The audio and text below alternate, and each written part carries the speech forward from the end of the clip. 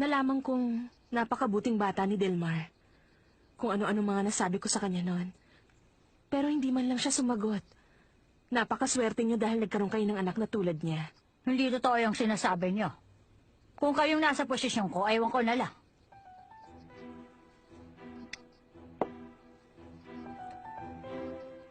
Hoy, babae.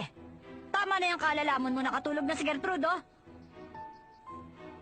Kargayin mo na siya. Opo. Delmar, ubusin mo muna yan. Ano sabi mo? Malaki na naman po si Gertrude. Mahirap na siyang kargahin. Yun ang nakasanayan ng pamilya namin. Kaya huwag ka na makialam, pwede? Bata ka pa, pakialamero ka na. Charlie, marami na naman ako nakain eh. Nay, kakargahin ko na siya. Hindi. Kumain ka na lang dyan. Manang? Yes, ma'am. Yung bata, pahigain mo na lang siya dun sa kwarto ko. Naku, wag na ma'am.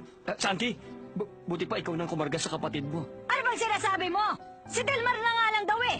Alam niyo, weird niyo. Kahit minsan hindi niyo pinaghandaan ang baon ng anak niyo.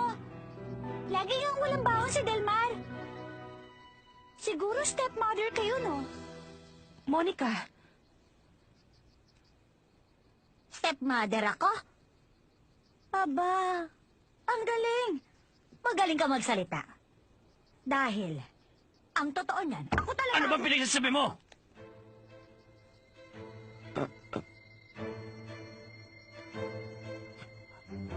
Hoy, Mang Gregor. Anong ginagawa mo?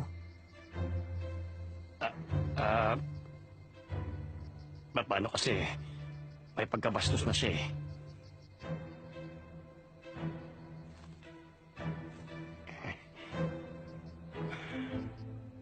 Aba, may sira palang mga tao rito eh. Mapabata man o matanda. Lahat kayo sinasabing ako may kasalanan. Bakit? Ano bang nagawa ko sa inyo? Grabe! Ano ngayon kung mayaman kayo? Ibig sabihin, pwede na kayo magmalaki sa mundo? Grabe! Oo, anong gagawin mo? Pabayaan mo kung gusto mo uminom! Nasisira ka na ba? Nakalimutan mo na ba? Nabuntis ka? Oo! Nasisiraan na ako! Paano hindi mangyayari yun? Walang ibang alam gawin ng babaeng yan kundi magpanggap na mabait habang pinagkakalat niya sa buong lugar na hindi ko siya pinagluluto. Ay nako, wala kang kaalam-alam. Pinagmumukha ka na palang tanga sa lahat ng anak na pinagmamalaki mo. Alam mo, Ason, hindi kita maintindihan eh. Dapat normal lang sa magulang na matuwa kapag pinupuri ng ibang anak nila. Pero bakit ikaw, hindi ka ganun? Hindi natin bahay to. Kaya kung pwede, magkaroon naman tayo ng kahihiyan. Kahiyan? Bakit? Sino bang may kasalanan na wala na ngayon ang kahihiyan ko? Ay nako, oo nga. Siguro nga. Kaya ganyan na lang kababa ang tingin niyo sa akin. Dahil ganito ang pamumuhay ko.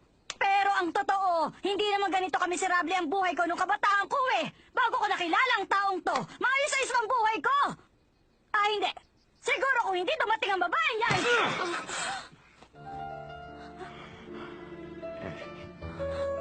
Itay! Hoy! Arnold John! Magagawa mo na akong saktan ngayon? Maaati mo nang saktan ng babaeng nagluwal sa mga anak mo? Sige! Ituloy mo! Gawin mo! Gawin mo! Sige! Saktan mo ako! Tama na, Nay! Tumigil na kayo! Sumusobra ka na talagang lalaki ka.